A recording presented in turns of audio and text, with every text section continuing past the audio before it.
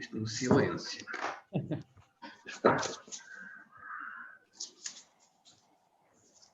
Olá, bom dia a quem já se está a juntar a nós para este último webinar do ciclo de Webinars Insight. Bem-vindos mais uma vez a esta nossa iniciativa.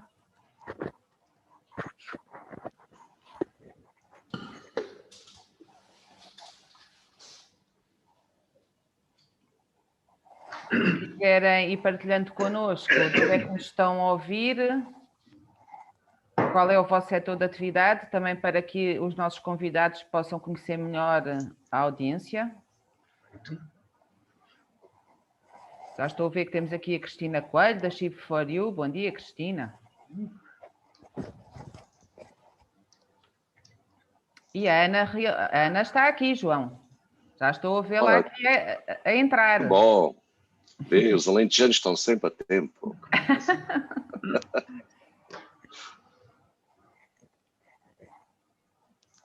Olá, Elsa, bom dia.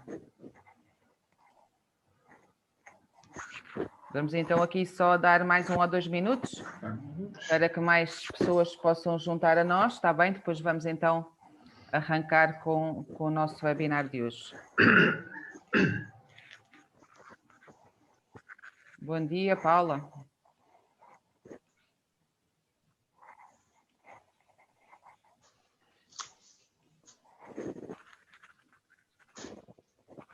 Olá, Guida, bom dia. Uma empresa na área de moldes para injeção de plástico da Marinha Grande. Obrigada, Guida, por partilhar connosco a informação.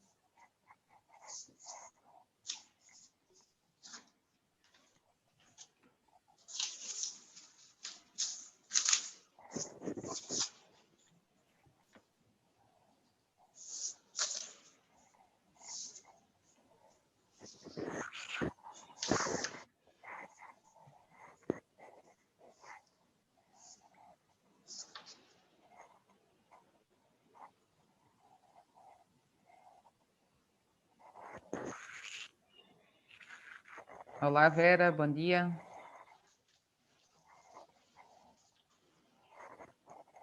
Bem, penso que se calhar podemos arrancar com a nossa sessão. Entretanto,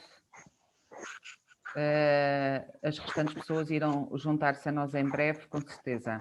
Então, mais uma vez, muito obrigada pela vossa participação neste webinar de hoje, que é dedicado ao tema Planos de Contingência para lidar com contextos de enorme incerteza. Esta terceira sessão insere-se no ciclo dos Webinars Insight, que tem como objetivo debater os principais temas que se destacaram na 4ª edição deste estudo. Hoje vamos procurar responder às seguintes perguntas. Como podemos lidar com a incerteza e ainda assim continuar a fazer crescer o negócio internacional? Que estratégias implementar? E para moderar esta conversa temos hoje connosco Rui Dias Alves, fundador e CEO da Return on Ideas, que é a empresa que é parceira da Câmara de Comércio na realização deste estudo Insight. O Rui é engenheiro e gestor industrial, iniciou a sua vida profissional na área de Corporate Finance do BESI. Foi fundador e administrador de diversas empresas ligadas à área da inovação e novas tecnologias, entre as quais a Innov Agency, Sysvalue, Sendit ou Habertech. Desde 2016 é administrador da Sociedade de Capital de Risco H Capital, onde lidera a atividade Venture Capital. É professor convidado da Universidade Católica e no ISCTE. Obrigada, Rui, por ter aceito este desafio, ainda para mais porque eu sei que tem uma dificuldade acrescida hoje, e também muito obrigada aos nossos convidados por terem disponibilizado o seu tempo para estarem aqui hoje a partilhar os seus contributos. Antes de passar aqui a palavra ao Rui, queria só recordar algumas notas breves. Este webinar será gravado e será disponibilizado no nosso canal de YouTube. Depois nós iremos partilhar o link para a gravação. Como habitualmente, o vídeo e os microfones estarão desligados, portanto, todas as questões que queiram colocar aos nossos convidados, por favor, façam-no na rúbrica do Q&A para depois nós podermos transmitir. E, Rui, passo a palavra. Obrigado, Andreia. A dificuldade que a Andreia falou é esta. A minha voz está complicada depois aqui de uma intervenção cirúrgica que não correu tão bem como deveria ter corrido, mas acho que com um bocadinho de esforço conseguirei. Agradecer ao Paulo, ao Luís e ao João a pronta disponibilidade para esta conversa e, sobretudo, a simpatia e o tempo que nos últimos dias dedicaram a prepará-la. Apesar de ser uma curta conversa de 1 hora, acho que fomos ambiciosos a desenhá-la e a pensá-la. Porque por trás deste tema do plano de contingência e da incerteza há um largo espectro de subtemas a explorar. Em termos práticos, vamos tentar dividir a conversa em quatro momentos. Um primeiro mandatório, em que o Paulo, o Luís e o João explicarão quem são e o que são as suas empresas, e sobretudo em que nos contem um pouco o que foi este ano de crise, quase como se calhar o momento fundador destas conversas mais sérias sobre risco, incerteza e contingência. A partir daí, começar a projetar a conversa para o futuro, um momento em que partilhem connosco a visão que têm desse futuro, os riscos e as incertezas que nele percebem, para acabarmos com uma discussão concreta sobre que planos implementaram e, sobretudo, que medidas e apoios projetam quando hoje têm que olhar para o futuro. Eu, sem mais demoras, passava a palavra ao Paulo para nos apresentar um bocadinho a sua EAD e a sua história e, sobretudo, este último ano e o que representou de desafiante. Paulo. Olá, bom dia a todos, obrigado pelo convite e pela apresentação. Convite da CCIP, somos sócios e gostamos muito de colaborar nas atividades da CCIP e a da Andreia, é sempre um prazer estar com vocês. Pronto, eu vou ser muito sintético porque pelas conversas preliminares que tivemos, de facto temos aqui algumas experiências interessantes que queremos partilhar com o nosso auditório, disso eu não tenho dúvida. Portanto, eu tenho 52 anos, fundei há 28 anos um grupo empresarial que se chama EAD. Costumo dizer que são umas iniciais infelizes para uma empresa muito interessante, a empresa de arquivo de documentação. Nós operamos na área da gestão documental e, em particular, na área da transformação digital. E, portanto, fomos fazendo o nosso percurso com capital de risco, com bancos, com capitais próprios, aquelas coisas todas normais no crescimento. E a apresentação é boa. Como é que foi o último ano? O último ano, a gente podia dizer, foi um ano complicado, mas ultrapassámos, fomos resilientes e tudo isso. Temos usado até umas palavras um pouco mais dóceis. Mas não foi. Não foi. E nós juntámos N variáveis que poderiam ter corrido mal, muito mal para nós. A primeira, em novembro, abrimos uma empresa na Roménia. Em novembro de 2019. Portanto, o close down, o close down foi em março, não é? 2020. Eu lembro-me que em março de 2020, nós, para ir na terça ou na quarta ou na quinta-feira, viemos e depois a economia fechou no domingo ou na segunda-feira. E nós já vinham as pessoas no avião com máscara e eu vinha com o meu colega, com o Marco Santos, vinhamos no avião a rir-nos das pessoas a andarem com máscara. Isto por causa de uma gripezita e tal, já andam de máscara. E depois foi o que foi. Isto é só para dar uma noção. Já começamos a não nos lembrar disto, mas a noção da hecatombe que vinha aí. E, portanto, nós tínhamos ali uma startup, tínhamos e temos uma startup na Roménia, depois mais à tarde poderei mais no seguimento, poderei fazer o ponto da situação da nossa afiliada. Estávamos a iniciar também, em janeiro, iniciámos as conversações para comprar o nosso mais importante concorrente e admirável adversário, que era a Papiro. E, portanto, estávamos em janeiro, alegremente, a economia quente, não é? A economia a fervilhar de negócios, de oportunidades, tudo. O aeroporto já não dava, as exportações estavam top, a inflação, o dinheiro estava barato, quer dizer, tudo variáveis impecáveis, e de repente, no meio desta operação, aparece o confinamento e a operação não fica em stand-by, foi-se desenrolando, porque todos nós tivemos que nos virar para dentro e concentrar e resolver estes desafios que se nos apresentaram, proteger as nossas pessoas, servir os nossos clientes, operar em regime de contingência, não é? Pronto. Esta operação decorreu, em outubro foi realizada, em 23 de outubro passado, e, portanto, nós hoje somos um grupo empresarial que digitaliza mais de 30 milhões de páginas por ano, que tem soluções e software de gestão documental para tratamento de correspondência com centenas de empresas e milhares de utilizadores. Somos 300 pessoas, temos uma área de desenvolvimento informático e inovação com 20 pessoas, e tivemos que nos reinventar um bocadinho nestas duas vertentes. Proteger as nossas pessoas em primeiro lugar e servir os desafios e contribuir para a consolidação e implementação dos planos de contingência dos nossos clientes. Só faturamos 12 milhões de euros e claro que não paramos, dentro em breve vamos fazer mais aquisições. Eu só costumo dizer, e está no nosso relatório de contas, se as boas empresas, e nós pensamos que somos uma boa empresa com um bocadinho de egocentrismo, ou um bom grupo empresarial, não são ousadas nestes momentos, quando serão? Era isso. Rui está... Não conseguimos ouvi-lo, Rui. É verdade. João, do Rio de Janeiro, que história nos conta deste último ano? Na realidade, as histórias vêm de Porto Alegre. Em primeiro lugar, bom dia a todos. Eu sou farmacêutico de formação da Faculdade de Farmácia de Lisboa. Fiz o doutoramento na ETH de Zurique, pós-graduação em Medicina Farmacêutica. Fui professor de Estratégia Global de Negócio e Liderança e Ética em San Diego, na Califórnia. Trabalhei em várias indústrias farmacêuticas. E isso resume o background de onde aparece o projeto da Entogenics Europa. O projeto cresce dentro de uma empresa farmacêutica, baseada na altura no Rio de Janeiro, e com o desenvolvimento, a Entogenics, que opera na área de saúde pública e na área agrícola, foi fundada em Portugal em fevereiro de 2018, a sede é em Porto Alegre, no Alentejo, e desenvolve inseticidas extremamente eficientes e com um diferencial específico, que são não tóxicos e biodegradáveis. O objetivo é controlar mosquitos que transmitem cerca de 30 doenças, grande parte delas mortais para o ser humano. O mosquito mata um ser humano a cada 30 segundos, isso representa cerca de 1 milhão por ano, portanto anda em números muito perto da pandemia de Covid, à escala global, só que o mosquito faz isso todos os anos, não é sazonal, acontece sempre, são normalmente idosos e crianças.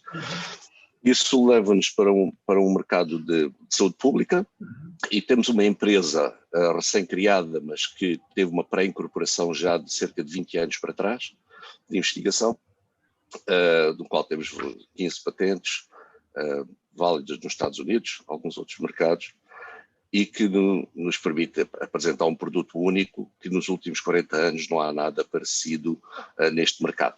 É um mercado de 8 mil milhões de dólares. A empresa começou a faturar timidamente em 2020, no final, um ano antes do previsto, e tínhamos um plano ambicioso de fazer várias coisas.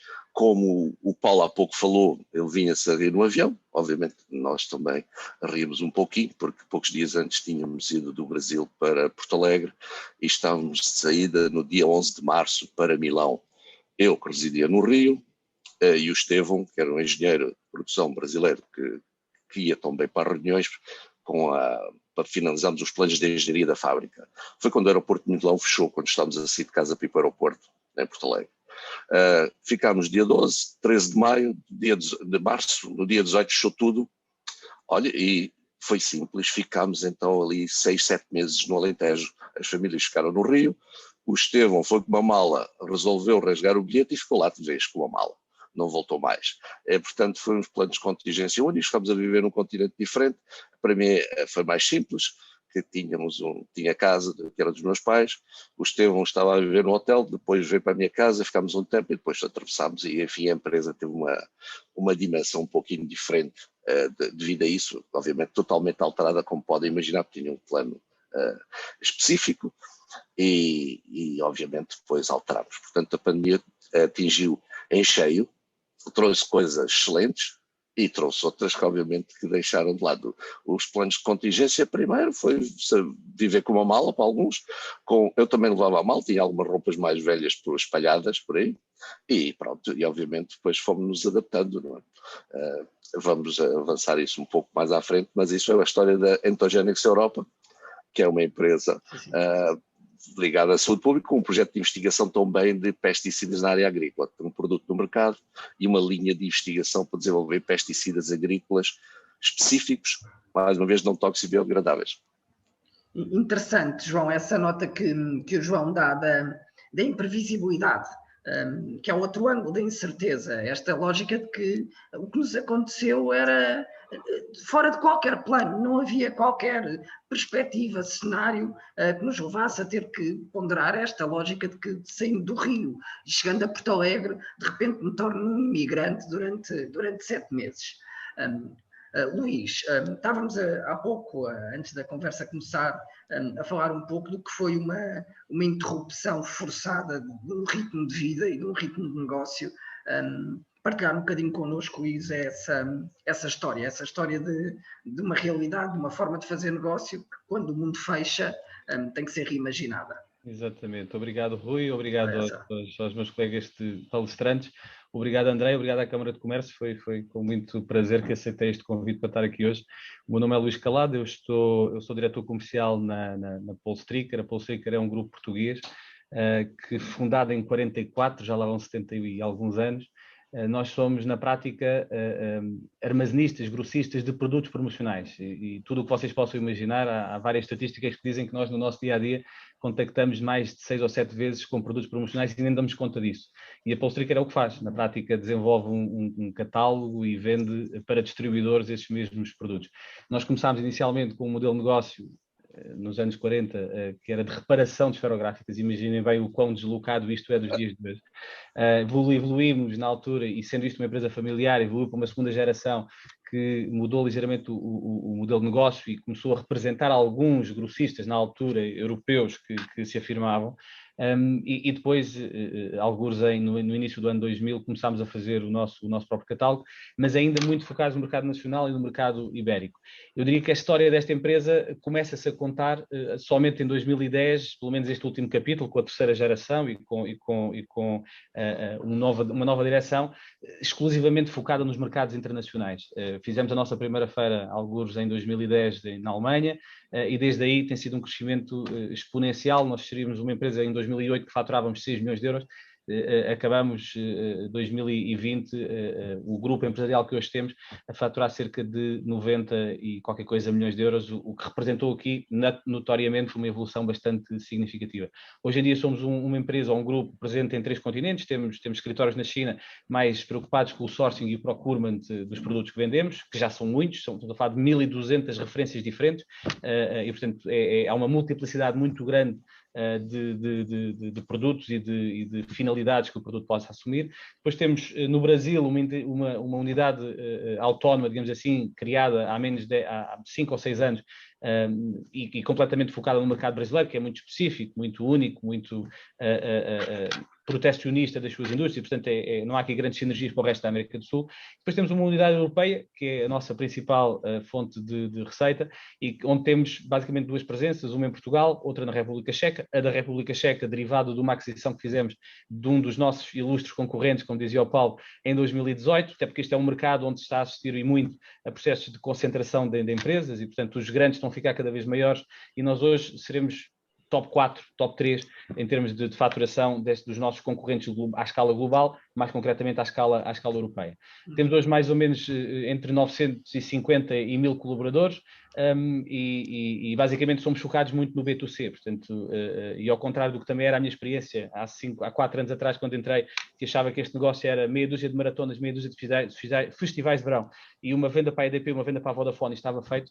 Nada disso. O nosso mercado é muito mais polarizado, nós temos mais de 10.000 clientes ativos no mundo inteiro e é através desta pequena venda, porque a nossa encomenda média está abaixo dos 500 euros, portanto imaginem quantas vendas temos que fazer para chegar aos 100 milhões, é de facto intenso desse ponto de vista. Como é que foram os 14 meses, ou o último ano do nosso lado? Uma empresa que está habituada a crescer 30% a 40% não está preparada para isto. Num mercado que é muito mais elástico do que a própria economia. Quando a economia cresce 10%, nós crescemos 30%. Quando a economia contrai 5%, nós contraímos 30%. Isto é mesmo assim. Ou seja, é óbvio que nós não vendemos um bem de primeira necessidade, vendemos uma commodity, e os orçamentos de marketing das empresas são os primeiros a ser cortados quando alguma coisa do género, felizmente não acontece todos os anos, vem para cima da mesa. E, portanto, a primeira, e partilhava isso convosco, não neste detalhe, mas aproveito para partilhar aqui, a minha última viagem que eu possa chamar como tal, e habituado a estar mais de 100 dias ou 150 dias fora do país, foi em março, em final de fevereiro, e foi uma ronda que fizemos por 3 países para contratar 3 comerciais, que felizmente vieram entrar na empresa, um na Irlanda, outro no UK, outro na Holanda, e que fizeram toda a diferença, não só no ano de 2020 e também agora no ano de 2021, e eu acho que isso mostra um pouco aquilo que foi a nossa abordagem, ainda nessa altura, sem saber o que aí vinha, mas aquilo que foi também a nossa abordagem durante o ano de 2020. Fomos apanhados de surpresa. O mês de março foi o primeiro onde sentimos aquela diminuição de receita e houve, de facto, uma curva muito, muito acentuada de impacto negativo nas nossas receitas. O final do ano foi um final do ano que nós podemos classificar como de grande sucesso. A partir de setembro, e nós temos também na nossa curva normal de vendas, a época alta, como nós chamamos, é o último trimestre, e de facto aconteceu assim no ano 2020. Muitas empresas estavam já pós-verão fartas do confinamento e a querer mostrar que estavam vivos no mercado e, portanto, mais uma vez, quando a economia mostrou sinais de abertura, nós mostramos uma vitalidade muito superior. Houve uma série de medidas ao longo deste tempo. Naturalmente, enverdámos por um tipo de produto que não estávamos habituados a vender, as máscaras, o álcool gel, as viseiras, esse tipo de produtos de proteção individual, que não estavam de todo no nosso scope.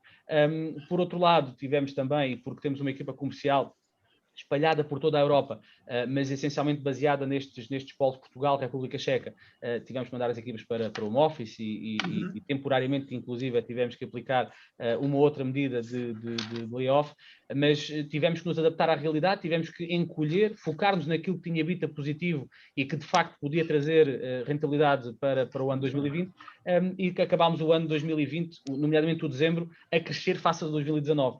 A crescer significativamente face a 2019. O ano como um todo teve um impacto negativo abaixo dos 2 dígitos e, portanto, eu classifico como de muito sucesso, mas isto não é compatível com a ambição da empresa. Portanto, é óbvio que ficámos abaixo do orçamento e isso não nos deixou contentes. Mas eu direi que, tudo somado, foi um 2020 desafiante, está a ser um 2021 desafiante, que marca a diferença, porque estamos em contraciclo com aquilo que os nossos concorrentes estão a fazer. Mesmo aqueles 3 ou 4 que são maiores do que nós, ou de igual dimensão, a maioria deles são, à data de hoje, detidos por capitais de risco, que não é o nosso caso, que temos uma estrutura acionista bastante estável e comprometida com o longo prazo, e, portanto, houve 2 ou 3 vetores bastante importantes e que mantemos e que têm sido o segredo. Manter o nível de emprego, nomeadamente ao nível da equipa comercial, estar preparado para quando cada um dos mercados abre, em cada momento que o mercado abre, e foi isso que fez o sucesso do último trimestre de 2020, e é isso que está hoje em dia a mostrar resiliência neste primeiro trimestre e alguns mercados, é bastante notório, a mostrar já resultados positivos. Coisa boa, estamos presentes em mais de 90 países e portanto, a França constipa-se, a Alemanha compensa, o UK tem o Brexit, a República Checa está lá para compensar. E, portanto, é também este o segredo, é não estar dependente de um só mercado, de um só país, e conseguir espremer a laranja em momentos diferentes, em geografias diferentes. Tem sido esse formidável. O Luís deu aqui algumas pistas interessantes para continuarmos a nossa conversa e na prática eu vou convocar rapidamente coisas que o Paulo, que o João e que o Luís disseram sobre este último ano e focar um bocadinho naquilo que tenha sido a vossa necessidade de se adaptar ao mercado, não tanto transformações internas de lidar com teletrabalho e proteger os colaboradores, como o Paulo disse, mas agora pensando a relação com o que se passa lá fora. O Paulo teve que necessariamente passar a servir clientes que eles próprios passaram para teletrabalho e, como o Paulo deu nota, que implementaram processos de contingência. A pergunta que lhe deixo é: o que é que isso teve que mudar no seu negócio e com que agilidade para o fazer? E a palavra agilidade e rapidez apareceu várias vezes implícita naquilo que o Luís nos foi dizendo. O Luís comentou a realidade de uma cadeia de valor global que logisticamente certamente teve desafios de acesso à China, de acesso à matéria-prima, até mais recentemente de contentores a pararem no canal de Suez. Portanto, houve um ano particularmente desafiante. Como é que se recria logística num negócio em que eu imagino que a logística seja chave, porque é um negócio de cêntimos e as margens estão muito em cima dessa capacidade. O João, eu diria que de todos estes, com o desafio quase que paradoxalmente maior, que é o de ser uma startup, quase que no dia em que o mundo para, e, portanto, ter que desenvolver toda a sua atividade a partir de Porto Alegre, sem muito exprimor para Porto Alegre, mas numa lógica de ser startup em mundo remoto. E, portanto, se nos conseguissem comentar um bocadinho estas 3 dimensões de desafio, uma de relação com clientes que mudam, outra de recriação de uma cadeia de valor e outra quase de visceralmente fazer uma empresa em moldes que não estavam pensados, o que é que foram as grandes transformações e aprendizagens deste ano? Paulo. Fazemos a mesma ronda. Certo. Sim, muito sinteticamente, nós somos uma empresa que presta serviços de outsourcing. Portanto, somos um BPO provider e que basicamente se substitui aos clientes na execução de determinadas tarefas, seja contabilização de faturas, recepção de validação de documentos ou desmaterialização. E, portanto, este era um caminho que a gente já vinha a fazer, até com mais dificuldade, antes da pandemia. O que foi a nossa maior disrupção e maior desafio, nós tínhamos a logística para ir à casa dos clientes ir recolher os documentos. Isso sempre tivemos e sempre teremos essa logística associada. Portanto, ao trazer os documentos para a nossa casa e processá-los, nós geralmente o que fazemos é ou colocamos na plataforma, no ERP de negócio do cliente, ou colocamos na nossa própria plataforma de gestão documental. Pronto. E aqui foi o grande sucesso, foi a possibilidade dos clientes que não tinham esta plataforma implementada, este ERP com os documentos associados aos mesmos, porque pegavam nos documentos, estavam no escritório, olhavam para os papéis e registavam no ERP, no SAP, no que fosse, não é? Registavam os seus documentos, faziam as suas operações e colocavam o documento ou junto ao processo ou para arquivo. Estando em casa, sem acesso aos documentos, precisavam rapidamente de ter um browser onde pudessem fazer um login, ver o documento e depois, com as VPNs, então continuar a executar as suas tarefas. E essa foi a nossa grande oportunidade de ajudar os clientes. Foi juntar a possibilidade de terem uma gestão documental numa cloud privada de um dia para o outro. De um dia para o outro conseguimos dar-lhes acesso, criar os utilizadores, garantir as condições de confidencialidade e de perfis e imediatamente nas suas casas eles começam a receber os documentos que nós abrimos, os envelopes do correio, começam a recebê-los nos seus browsers e começam a trabalhar sobre eles às ligações core das suas empresas. Portanto, este foi um caminho que foi rapidamente acentuado. Eu lembro-me até que cheguei a dar uma entrevista para a RTP3 em direto, às 10 da manhã, a falar de outra área muito interessante. É que nós trabalhamos com muitos hospitais. E durante o primeiro close down, os hospitais estavam a esvaziar os arquivos para montarem enfermarias. E, portanto, nós estávamos ocupadíssimos a recolher as pastas e os processos clínicos dos clientes, a transferi-los para os nossos centros de operações de Lisboa, Porto, Açores, Madeira, para que, efetivamente, os hospitais pudessem continuar a trabalhar na linha da frente. E foi este o mote até para a entrevista na RTP3, quer dizer, falava-se muito nas tropas da frente, mas há uma rede de abastecimento para as tropas de frente, não é? Nós aprendemos isso com a Segunda Guerra Mundial, com o estratagema alemão do Blitzkrieg, não é? Guerra relâmpago, eram as cadeias de abastecimento. Pronto, e eu, de facto, transmiti isto aos senhores. Mas basicamente foi isto, foi termos a solução do software e termos uma logística que se manteve forte, sem perca de recursos humanos, que apoiou os nossos clientes nas mais diversas necessidades, inclusive esta dos hospitais. Muito bem. João, o que é isto de ser startup em quadradinhos? A startup é uma empresa recém-criada. Nós não somos uma startup clássica. Certo. Porque já temos um projeto para trás de 20 anos de investigação de ponta. É um processo disruptivo à escala global e apenas foi incorporado em 2018, como é uma empresa recém-criada, pronto, começou assim. Nós temos 5 investidores hoje, a empresa foi iniciando e tem um objetivo específico. Mas antes um pouquinho da startup, olhando um pouco para trás, nós tínhamos uma operação farmacêutica com um grande foco nas Caraíbas, América Central, América do Sul também, um pouco África, Médio Oriente, e com algumas bases de produção na China, pelo menos em 2 cidades, desde há 20 anos, na área de biotecnologia. Todo esse contexto estava incorporado na Biolotes Biotech do Rio de Janeiro, que existia de onde nós saímos, de cujos escritórios nós saímos para o aeroporto para ir para Portugal. Em Portugal existia um centro de logística farmacêutica em Porto Alegre, que era nosso, para nos auxiliar com os bens que eram produzidos na Europa, em vários países, desde Holanda, Inglaterra, Itália, Polónia, etc. Os bens passavam e eram reexportados. E nós chegámos aí e resolvemos acelerar um projeto que já tínhamos, que era transferir as operações internacionais do Rio de Janeiro para a empresa farmacêutica de Porto Alegre e a empresa brasileira se focar no mercado brasileiro. Porque era um projeto de grande dimensão e ainda hoje, com a colaboração aqui com o Ministério da Agricultura. Então tivemos muito apoio da estrutura farmacêutica, nomeadamente porque em agosto a Final Biotech em Porto Alegre tinha já aparelhos de PCR, tínhamos testes de PCR que efetuávamos com resultados em 30 minutos. Ora, acontecia que a farmacêutica, a Ruth, lá no laboratório da Final, testava a gente 2, 3, 4 vezes por semana e testava os familiares no Natal e, enfim, a gente não sentimos a pandemia no escritório. Este enquadramento da casa da Entogenics, nós tínhamos dois focos principais quando fomos para Porto Alegre.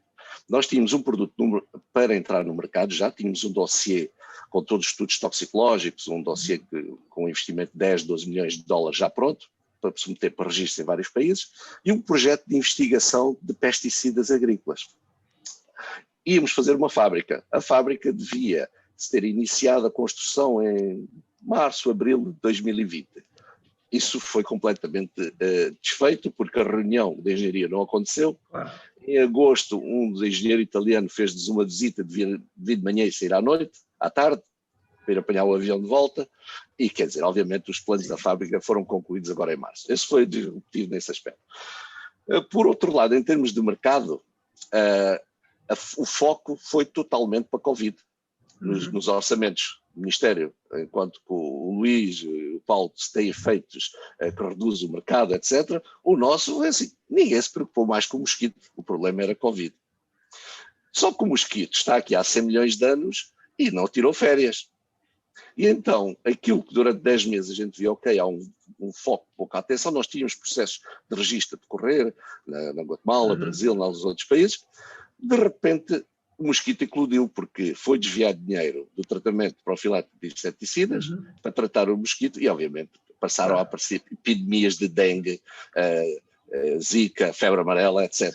Então, isso trouxe o foco, ajudou-nos bastante. E no aspecto de investigação,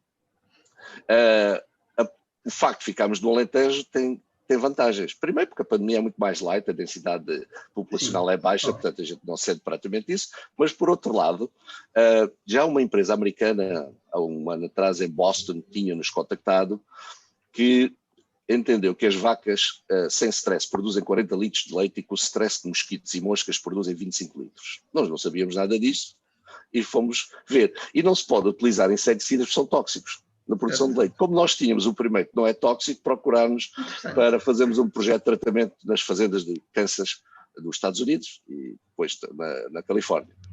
Ora, nós fomos fazer as provas de campo no Alentejo. O que nós temos lá, obviamente, são vacas, ovelhas e cabras. Então fomos às fazendas ver como funcionava. E com isso tudo, resumindo um pouco a história, duplicámos o nosso tamanho de mercado. Muito bem. Muito bem. Acho que há aqui uma nota engraçada, João, se me permite. Um dos grandes desafios de qualquer plano de contingência neste contexto é saber aproveitar o bom da imprevisibilidade. Porque é uma frase muito feita, a ideia de que por trás de uma crise há uma oportunidade. Mas a verdade é que as 3 histórias que até agora aqui têm sido partilhadas têm um bocadinho disso. O Paulo com o tema dos hospitais, o Luís com a capacidade muito rápida de criar toda uma linha de merchandising tematizada, e o João com esta perspectiva de que, numa escala até mais global, de reequilíbrio de forças e de preocupações ambientais por um lado e sanitárias por outro, aquilo que se calhar era a sua agenda e o seu plano pensado há 4, 5 anos, teve aqui caminhos de imprevisibilidade e serendipity que podem ser igualmente bons. Portanto, esta necessidade de pivotear, de olhar para o futuro sem quase que umas bitolas tão pré-enquadradas, parece-me um tema interessante.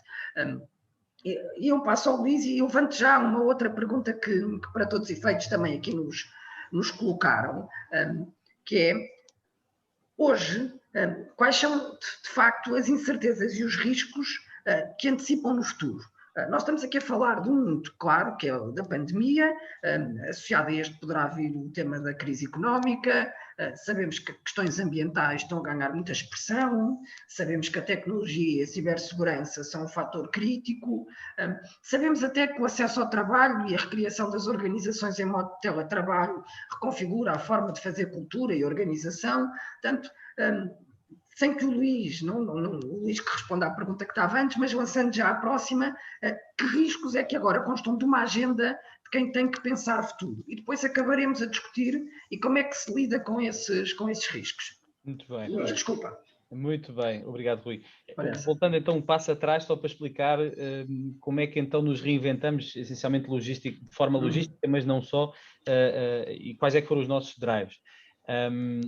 Nós tínhamos, e como todas as empresas que estavam a laborar antes disto acontecer, tínhamos um plano e esse plano envolvia o lançamento do novo ERP. Ora, repara, foi provavelmente o salto tecnológico maior que esta empresa deu e nós tínhamos um determinado plano.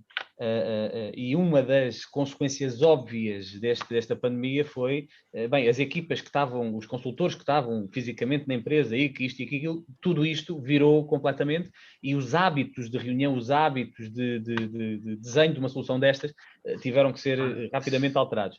A solução aqui encontrada foi, de facto, acelerar. Nós em vez de abrandar, acelerámos o ritmo de implementação, acabámos por fazer o Go Live da primeira fase no 2 de janeiro ou no 3 de janeiro, ou no 4, acho que foi segunda-feira, de 2021, mas esta foi claramente um vetor que identificámos como necessário, é a aceleração da transição digital, que no caso corporizou, entre outros projetos menores, na transição para um novo ERP, que pela primeira vez vai gerir todo um grupo presente no Brasil, na China, na República Checa, em Portugal e não só, debaixo da mesma umbrella, e aceleramos e sentimos as dores do termos acelerado, mas claramente foi a melhor decisão no sentido que hoje, embora dispersos e cada vez mais menos móveis no sentido de não estar fisicamente a colocarmos um para um lado para o outro, estamos mais ligados e estamos debaixo da mesma plataforma a ser gerido de uma forma uniforme.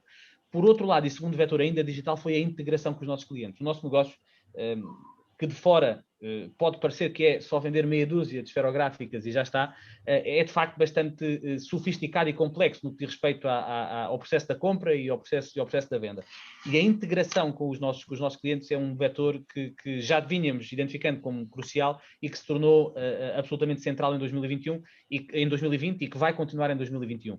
E quando digo integração, significa um cliente que está num site de internet a comprar uma caneca personalizada com o seu nome, clica em encomendar e essa encomenda é diretamente recebida quase na máquina, e o site não é nosso, é de um cliente nosso, portanto essa encomenda que o cliente acaba de fazer cai diretamente na nossa área produtiva, já com uma maquete aprovada e com parâmetros técnicos definidos para ser produzida no dia a seguir e ser expedida 2 dias depois. Portanto, esta integração que torna o processo, o ciclo da venda ou o processo da encomenda muito mais curto, imune ao erro humano e muito mais eficiente, é hoje uma realidade. Não é uma realidade com todos os nossos clientes, naturalmente, mas é uma realidade com aqueles que têm essa possibilidade também de fazer esse passo em frente na integração e para nós isto é crucial e vai ser crucial em 2021. O nosso mercado e só um pequeno lamiré, ele tem desde o distribuidor de brindes promocionais que tem um catálogo debaixo do braço e vai bater à porta do cabeleireiro e do restaurante perguntar se querem esferográficas, até às grandes agências de comunicação e de marketing e até aos websites que vieram democratizar imenso este negócio. Há 10 anos ninguém pensaria comprar 10 canecas com o seu nome ou com o nome do filho para oferecer no aniversário e hoje em dia pode comprar uma a um preço. E isto fez o mercado aumentar imenso e nós obviamente não somos a cara, mas somos um deles, dos que estão por trás para ter este tipo de negócio. Portanto, integração e transformação digital. Segundo vetor logístico, há pouco dizia Rui, a questão até o navio do canal ficou preso nos afeta, e é verdade. Mas muito antes nós já tínhamos decidido focar naquilo que, eu disse há pouco, tem habita positivo e focar naquilo que é o nosso core business. É óbvio que trouxemos e trazemos ainda hoje milhões de máscaras para Portugal, milhões de álcool gel para Portugal, mas foi o focar naquilo que já cá temos e nós felizmente tínhamos um nível de estocagem bastante interessante antes da pandemia começar, que se revelou crucial para dar resposta àquilo que foram o corte das cadeias de abastecimento que aconteceram durante meses.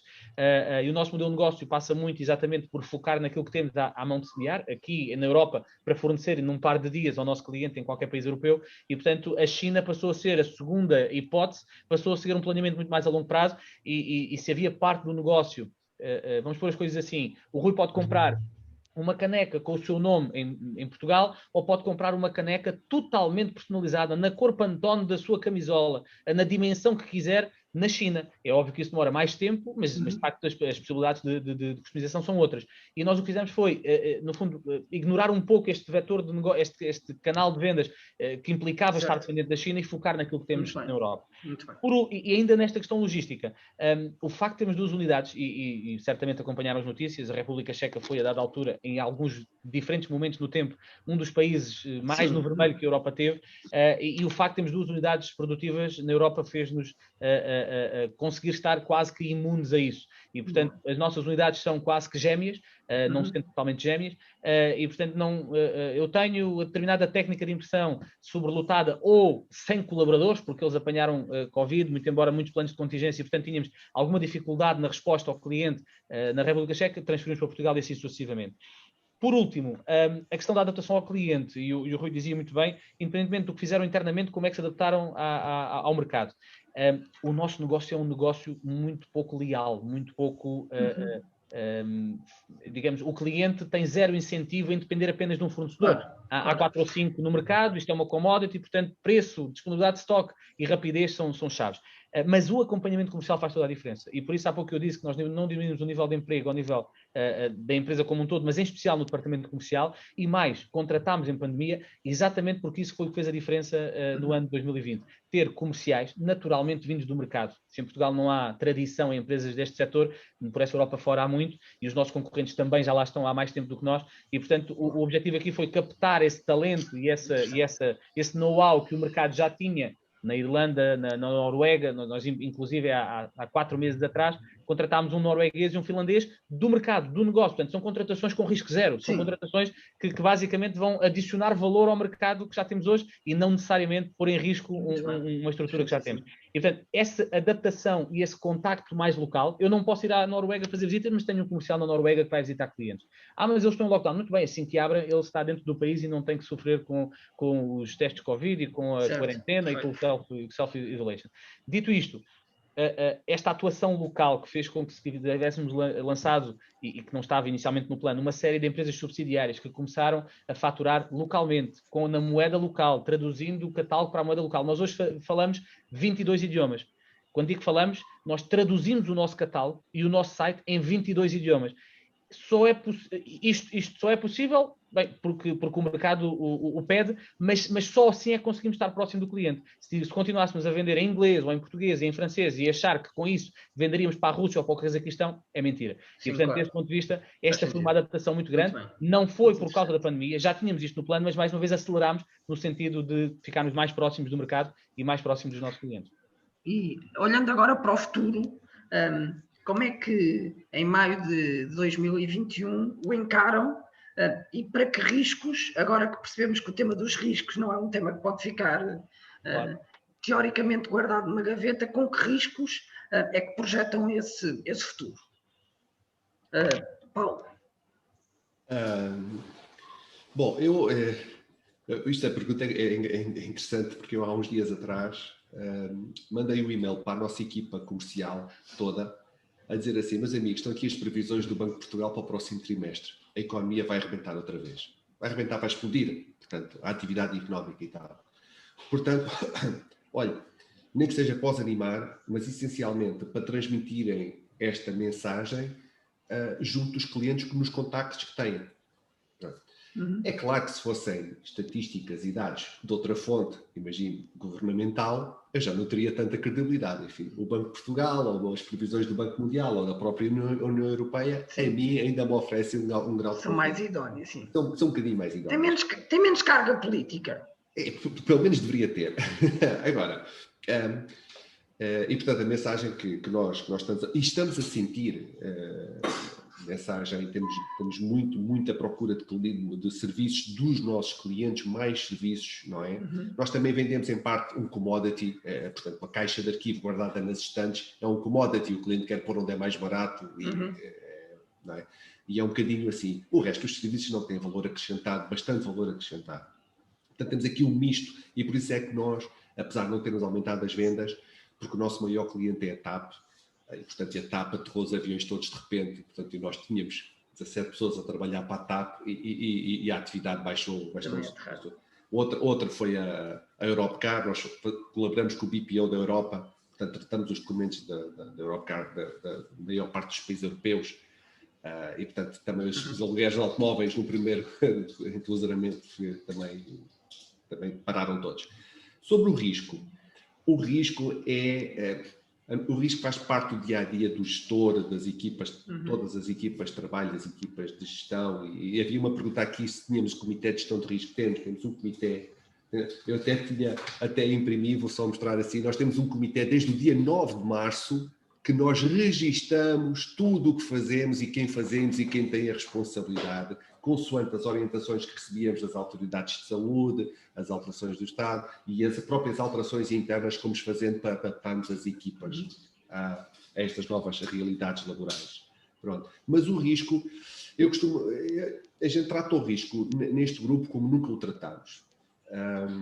Isto é, com toda a atenção e todo o rigor. E como é que nós tratamos o risco? Tratamos o risco, todos os anos temos que fazer análises SWOT, quer à nossa atividade de uma forma geral, à companhia, quer aos principais serviços. E das análises SWOT saem os inputs para os objetivos estratégicos, para as oportunidades de melhoria e tudo o que nós vamos implementar. E há outras que são constatações, mas que nós não podemos endereçar porque não dependem de nós. E eu costumo dizer, Covid para mim vale zero. Eu não posso intervir sobre o Covid, é um problema político e é um problema dos cientistas. Eu tenho que lidar da melhor forma com os meus desafios. Claro. Dar os serviços aos clientes e garantir a continuidade até do trabalho das nossas pessoas. Eu lembro-me perfeitamente que dia 15 de março mandámos um mail a todos os colaboradores a dizer que íamos fazer aumentos salariais. 15 de março de 2020.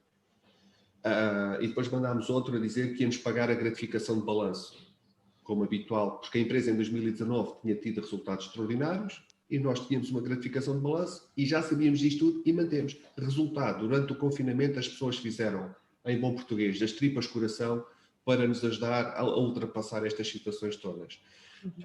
Agora, sobre o risco, e mesmo para terminar, nós somos um grupo empresarial altamente certificado nas ISOs. Não quero fazer publicidade, mas as ISOs basicamente é um sistema de gestão que usa uma matriz PDCA, Plano do Act and Check, e que fornece os inputs para uma gestão global integrada de uma organização. E eu costumo dizer, olha, nós não sabíamos gerir os negócios das empresas, então adotámos um modelo de gestão. E temos tido bons resultados. E resultado do último referencial, do qual nos certificamos todas as empresas, que é 27001, da segurança da informação. Nós temos 3 empresas, todas certificadas com o mesmo referencial. Nós fomos obrigados, pelos nossos auditores internacionais, a olhar para o risco. E olhar para o risco de uma maneira como nunca o tínhamos olhado. Em todas as nossas atividades, o risco potencial é identificado, é mitigado ou é aceito. Certo. Não podemos fazer mais do que isso. E, portanto, como temos que olhar ciclicamente para as nossas atividades também no âmbito do risco, pois hoje em dia, se eu lhes mostrasse a minha matriz de riscos, estão lá coisas que eu nem imaginava que eram um risco potencial para a nossa atividade e para o mercado, e de facto o é. Muito bem. Formidável. João, uma partilha do risco e da incerteza na ótica de uma empresa de biotecnologia que, por definição, olha para o risco e para a incerteza quase como parte do que é fazer biotecnologia. Rui, sinónimo de startup é risco. Exatamente. E risco total, normalmente. Nós não somos uma startup clássica porque temos um produto no mercado, portanto já está algo consolidado e para um mercado disruptivo, onde nos últimos 40 anos não há nada de novo. Mas eu posso dizer que olhamos para o futuro extremamente animados, empolgados, pelo seguinte, não é fácil, mas também antes também não era. Obviamente, uma coisa que vi durante a crise foi nas viagens que fiz e começamos a viajar e descobrimos que éramos nós os únicos, então havia a atenção total dos Ministérios da Saúde para falar connosco, enquanto antes eu ficava na fila, não é? E havia muitos à minha frente e meia horas, como é óbvio. Olhamos para esse futuro porquê? As preocupações básicas do ser humano são normalmente 3. Saúde, alimentação e segurança. Não necessariamente nessa ordem para todos, mas anda à volta disto. O Maslow já o dizia, sim, o Maslow já o diz, não é? A célebre pirâmide de Maslow. Isto foi tudo agudizado aqui. Nós trabalhamos na área de saúde e temos um projeto de investigação na área alimentar. Que a área alimentar, para quem não tem conhecimento tão claro, vale 80 mil milhões de dólares à escala global e 99% dos produtos utilizados são tóxicos, para quem sabe essa parte, e que nós comemos no dia a dia. Portanto, há uma grande consciencialização da mente do ser humano para proteger a natureza, evitar produtos tóxicos e para aquilo que alimenta. Hoje há uma procura maior de alimentos orgânicos.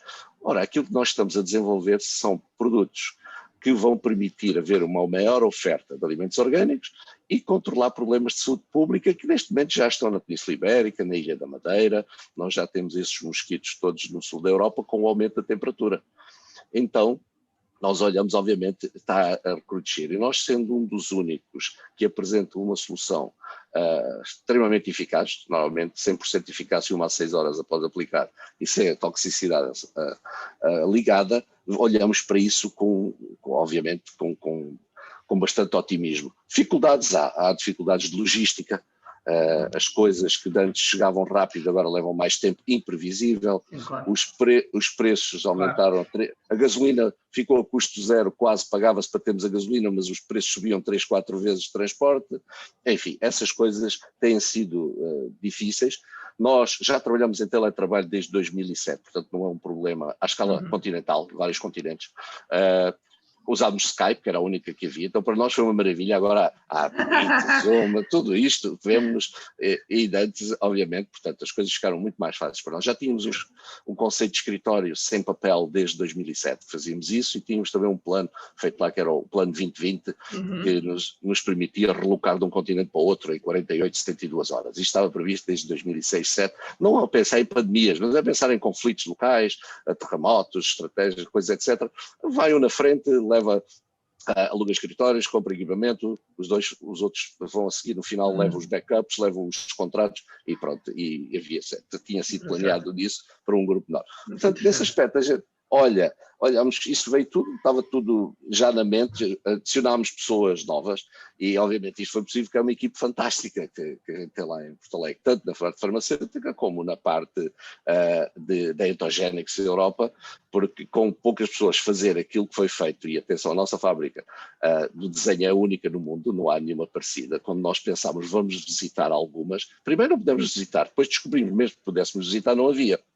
Pronto, então teve que se fazer toda a especificidade. Nós trabalhamos, obviamente, com códigos genéticos que inserimos nos genomas de leveduras, fermentamos, geramos peptídeos que bloqueiam a produção de enzimas no estômago dos insetos. E eles não se alimentam, morrem à fome. É como nós não temos secreção de bilis quando vamos para um churrasco. Enjoamos e não comemos.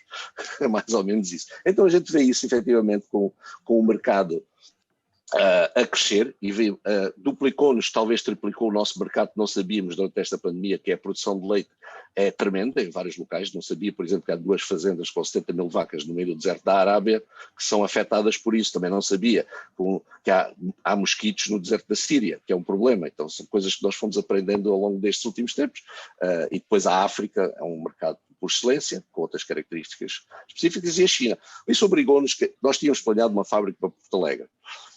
Com o recrudescer do problema do mosquito, o Brasil pôs-nos no maior mercado mundial, onde estamos prestes a conseguir a aprovação, pôs-nos um stress grande e tivemos que procurar fábricas adicionais. Então daí ter ido ao México visitar um possível, temos outro na Índia e já vimos que vamos ter que ter acelerar o projeto global com 5 fábricas à escala global, 2 nas Américas, uma Médio Oriente, África, uma na Europa e outra na Ásia. Isso para esta primeira fase, porque são volumes grandes e é isso. Então, olhando, efetivamente, vemos isso com otimismo, mas muito trabalho. Uma parte prejudicou, captação de capital. Nós queríamos fazer mais uma roda de captação de capital para nos levar ao break-even, obviamente sem contactos faciais, face a face.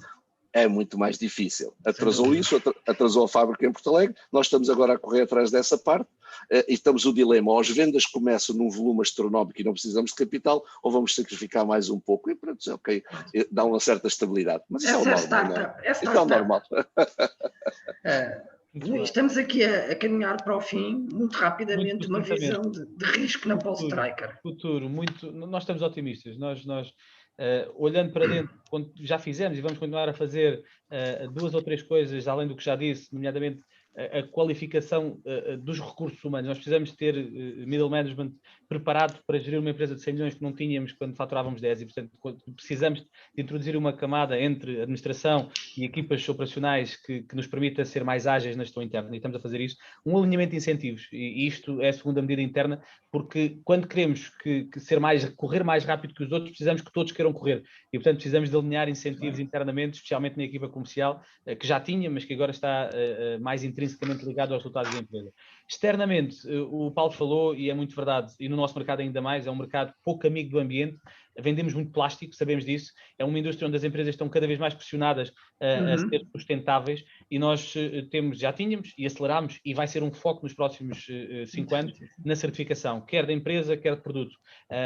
Há várias certificações, além das ISO, que são relevantes no nosso métier, e umas estão em curso, as outras planeadas, as outras já tidas, e portanto não somos ainda, infelizmente, um benchmark nesta matéria, mas planeamos tê-lo em 3 anos. E portanto este é um foco muito importante, quer ao nível da certificação de empresa, quer ao nível da certificação de produto.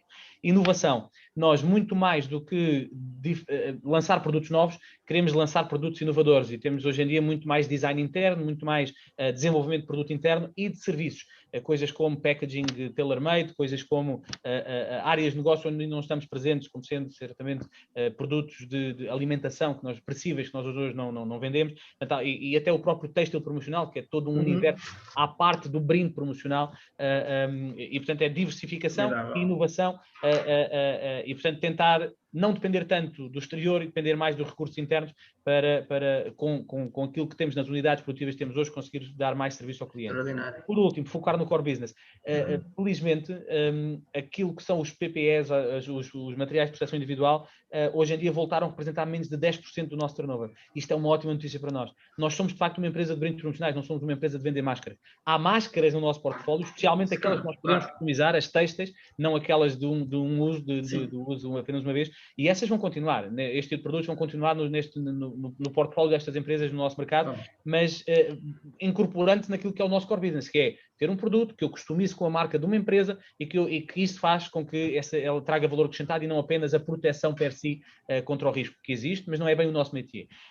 E portanto eu diria que estes são os principais focos, e otimistas, por último, porque apesar de sabermos que este mercado não vai crescer em 2021, como à semelhança de vários mercados desse mundo fora, o nosso foco é conquistar a cota de mercado. E olhamos à volta e vimos concorrentes nossos a retração, a diminuir equipas, a diminuir o contato com o cliente, e nós, tal como em 2020, vamos insistir nesta tecla em 2021, vamos estar em contraciclo. Vamos ser mais agressivos comercialmente, vamos estar mais próximo do cliente, e portanto os sinais que temos é de que a estratégia é vencedora. Eu já nem quero olhar para os últimos 10 anos, vou só olhar para os últimos 6, 8 meses, no último trimestre de 2021, e portanto muito otimistas em relação ao que vem de 2021, que dando muito trabalho, mesmo muito trabalho, porque ninguém estava preparado para o que aconteceu e ninguém está preparado para os riscos que advêm daquilo que vai ser o novo normal, porque vai haver vários novos normais em várias indústrias, e a nossa é uma delas, a começar também por termos que desenvolver a reboque dos Teams e dos Zooms e dos Skypes desta vida internamente, coisa que não tínhamos, não só um showroom que já tínhamos com amostras dos nossos produtos, mas preparar uma sala para ser a sala dos webinars que nós fazemos com os nossos clientes, e portanto, em cada 15 reuniões que eu faço, se calhar 3 já vão passar a ser virtuais, porque mais ninguém vai voltar para o escritório, não vai haver contacto face-to-face, e nós temos que habituar-nos a esse realidade. Formidável. Estamos a 1 minuto do fim. Eu fico fascinado com a capacidade que tivemos de cumprir o tempo. de cumprir o tempo com uma conversa tão interessante, não dependendo da conversa, dependendo sobretudo das empresas, com um modo positivo. Eu, se me permitem, apesar da voz não ser brilhante, um par de notas que eu fui tomando e que de facto até para mim foram uma aprendizagem interessante. Olhar para o futuro neste momento, se calhar mais do que alguma vez antes, os exemplos que o Luís e o Paulo, pela natureza dos seus negócios, foram dando, foram claros.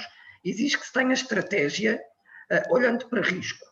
Mas há que ter estratégia. E essa estratégia, foi logo na nota inicial do Paulo, o Paulo disse e o Luís agora afirmou, deve passar pela ousadia de querer aproveitar um momento que para outros pode ser mais difícil do que para nós. Ganhar cota, desromper, aproveitar a dificuldade de outros, o que obriga necessariamente a ter a capacidade e a ousadia de investir, acreditando, e acho que esse exemplo é transversal às histórias, que novos mercados se abrem. Ou porque o ambiente tem uma preocupação nova, ou porque a digitalização dos negócios abre novos caminhos. A verdade é que por trás de algumas das acelerações e transformações que não têm propriamente a ver com o bicho, com o Covid, há aqui caminho a trilhar. Obrigam a 2 ou 3 coisas: aceleração e flexibilidade mental. Portanto, ousar sair do essencial sem perder o foco. Eu acho que essa ideia do Luís é crítica, sem perder o foco, e apostando muito na proximidade, a proximidade comercial, mas também, na medida do possível, a proximidade geográfica, física da presença. Um aspecto que eu achei curiosíssimo, que o João foi dando nota e que tem muito valor nesta reflexão, a noção de que eu sei vingar neste tempo se tiver a ousadia de querer conhecer coisas novas.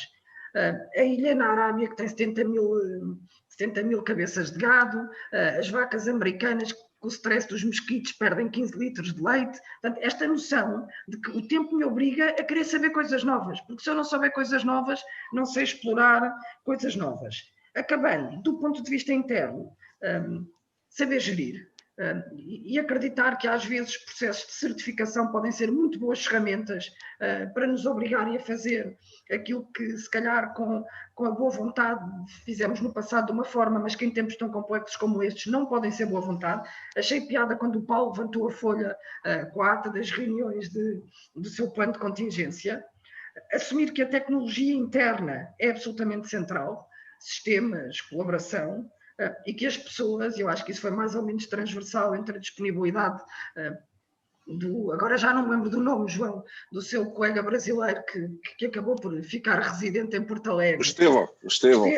Até toda esta vocação ao incentivo, ao alinhar de incentivos, com uma certeza, e eu acho que com isto acabo, e que todos a afirmaram, e esse é o gosto particular de falar com pessoas como vós, que é, isto dá muito trabalho, mas se nos dermos ao trabalho de trabalhar, podemos construir um futuro particularmente interessante, seja com base em dados do Banco de Portugal, da União Europeia ou do Governo, acreditando que ele pode ser verdadeiramente positivo. A mim resta-me agradecer esta conversa, a vossa disponibilidade, a vossa partilha, e à CCIP este caminho que já vai no 5º ano com o nosso insight, podermos pensar estas coisas e debater estas ideias e partilhá-las no seio da vossa comunidade.